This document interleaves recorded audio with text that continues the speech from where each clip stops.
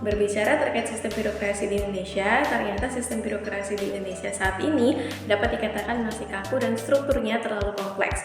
Masih terlalu banyaknya unit kerja dan alur birokrasi yang berbelit-belit, sehingga proses pelayanan publik lambat dan membuat masyarakat mengalami kesulitan. Lalu, bagaimanakah kondisi ideal sebuah sistem birokrasi itu?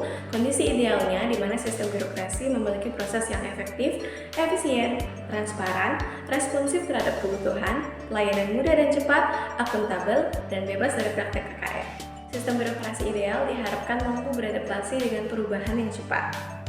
Bagaimanakah dampak yang ditimbulkan? Dampak yang ditimbulkan dengan kondisi sistem birokrasi yang belum ideal ini adanya proses rumit dan lambat yang menjadikan pelayanan dan juga penyelenggaraan pemerintahan menjadi tidak efektif. Adanya ketidakmampuan beradaptasi dengan perubahan yang cepat, lalu aturan yang kaku menghambat pegawai untuk mengambil inisiatif dan berinovasi, anggaran dan pengeluaran yang besar, menimbulkan praktek KKN, serta penurunan tingkat kepercayaan masyarakat terhadap birokrasi. Siapakah pihak yang terkena dampak dari hal tersebut?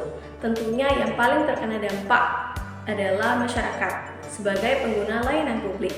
Yang kedua adalah pemerintah itu sendiri yang pengambilan keputusannya jadi tidak efektif. Lalu yang ketiga, ASN yang bekerja di bawah aturan yang masih kaku juga menghambat untuk mengambil inisiatif dan berinovasi, serta pelaku usaha yang prosedur izin dan administrasi usahanya berbelit-belit. Saya Muhammad Rizky. Di sini saya membahas tentang isu pelayanan publik. Seperti halnya yang terjadi baru-baru ini, bahwasanya isu miring terhadap pelayanan publik masih banyak sekali terjadi di Indonesia ini. Salah satunya terjadi di Kota Pekanbaru Riau. Pada isu kali ini terjadi kasus tentang penyelenggaraan pelayanan perparkiran yang ada di Kota Pekanbaru Riau, di mana yang telah dijelaskan oleh Bambang Pratama selaku Ketua Ombudsman RI dari Provinsi Riau. Ia menjelaskan bahwasanya akhir-akhir ini sering terjadi penyimpangan-penyimpangan ataupun isu tentang pelayanan publik yang tidak sesuai dengan apa yang seharusnya ia jalankan. Salah satunya itu dalam bidang perparkiran. Beliau memaparkan bahwasanya akhir-akhir ini di Kota Pekanbaru seringkali terjadi kasus-kasus ataupun isu miring yang berkaitan dengan penggunaan layanan publik. Salah satunya itu dalam kenaikan tarif parkir dan juga pungli yang dilakukan oleh oknum-oknum tertentu yang tidak bertanggung jawab kepada masyarakat. Dan dampak dari adanya ini tentu sangatlah banyak. Salah satunya yaitu masyarakat menjadi terbebani, di mana dengan kenaikan tarif parkir yang diterapkan oleh oknum tersebut menyebabkan masyarakat menjadi terbebani akan hal ini, terutama pada perekonomian bawah. Dan yang kedua adalah timbulnya potensi dari KKN atau kolusi, korupsi, dan nepotisme. Dan yang ketiga adanya stigma negatif yang timbul pada masyarakat terhadap kaum pemerintah. Dan tentunya pihak yang terdampak langsung dari peristiwa ataupun kasus ini adalah masyarakat. Selanjutnya, isu kebijakan publik. Kondisi saat ini, isu kebijakan publik yang masih menjadi perhatian masyarakat adalah banyak kebijakan yang dibuat oleh pemerintah itu kurang melibatkan masyarakat secara langsung dalam pembuatan dan pelaksanaan kebijakannya.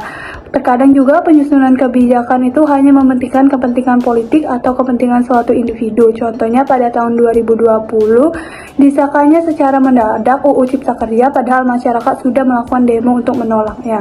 Kondisi ideal untuk mengatasi hal ini seharusnya masyarakat atau suatu kelompok itu dilibatkan secara langsung dalam membuat kebijakan tersebut, jangan hanya formalitas saja. Terus kebijakan harus dibuat sesuai dengan kebutuhan masyarakat dan harus dijalankan dengan transparansi penuh dan akuntabilitas yang kuat. Dampak dari isu kebijakan publik ini dapat membuat kebijakan yang tidak efektif dan tidak sesuai dengan kebutuhan masyarakat. Kebijakan juga akan tidak merata, kadang hanya menguntungkan beberapa kelompok tertentu atau suatu wilayah tertentu dan membuat masyarakat kurang percaya kepada pemerintah. Pihak yang terdampak tentu saja masyarakat sendiri karena kebijakan yang dibuat itu berhubungan dengan kehidupan sehari-hari masyarakat dalam menjalankan kehidupan. Terus pemerintah karena pemerintah yang bertanggung jawab dalam kebijakan tersebut. Banyak suatu kebijakan yang tidak sesuai itu akan diprotes oleh masyarakat dan pemerintah harus bertanggung jawab. Isu kepemimpinan publik pada kondisi saat ini adalah krisis kepercayaan publik dan kinerja buruk partai politik.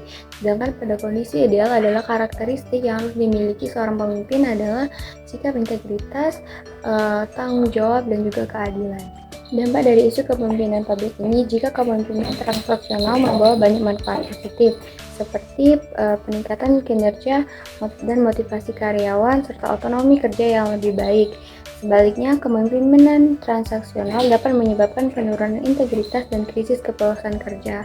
Nah, yang terdampak dari dalam isu kepemimpinan publik ini, yang pertama itu adalah warga negara atau rakyat, kemudian lembaga legislatif atau eksekutif, partai politik, dan sektor ekonomi dan bisnis.